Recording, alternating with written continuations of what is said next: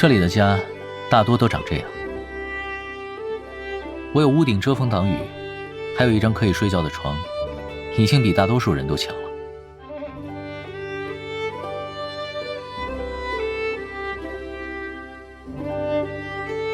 你先坐着等我一会儿，我找个东西。不用，这里东西不多，一会儿就能找到。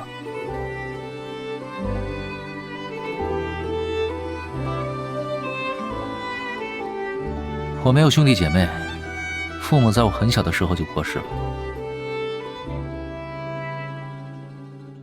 没关系，说不定他们只是变成了大海里的鱼了。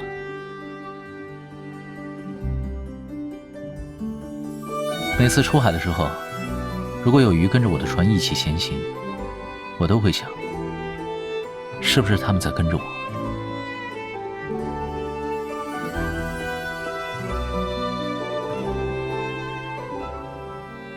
找到了。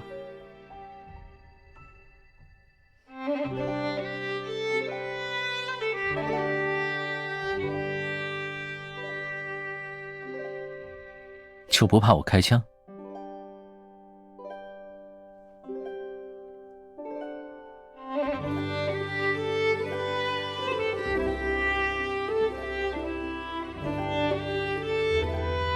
这把火铳已经坏了很久了。前2天我认识了一个工匠，他说自己能修枪械，所以我想把它带过去修一修，说不定什么时候还能派上用场。你刚刚和我说要查蝰蛇帮，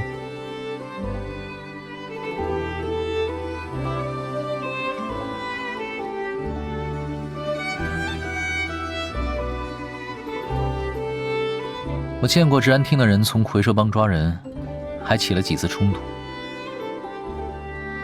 不过，只要是个人就能看出来，他们根本没打算彻底剿灭蝰蛇帮，只是走走过场罢了。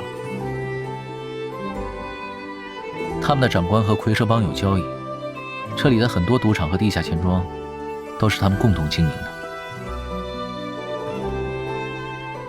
这里的大多数居民都知道，不信的话，你可以随便找个酒馆问问。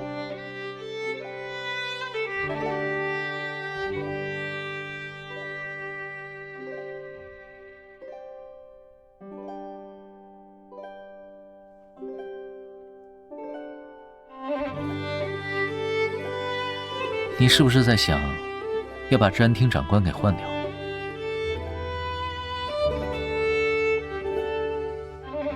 那你又怎么知道换个人就不会演戏给你看了？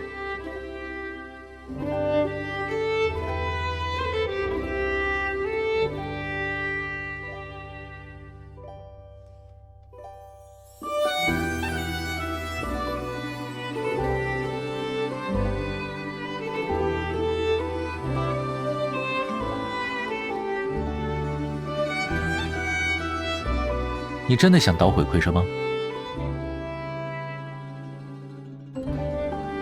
我帮你。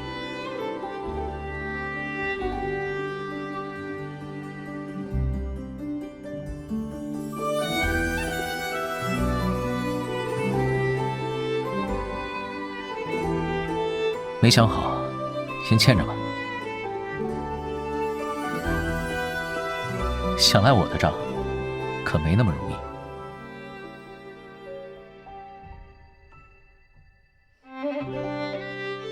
3天后的傍晚，你在城中的桥上等我，我会给你一个满意的结果。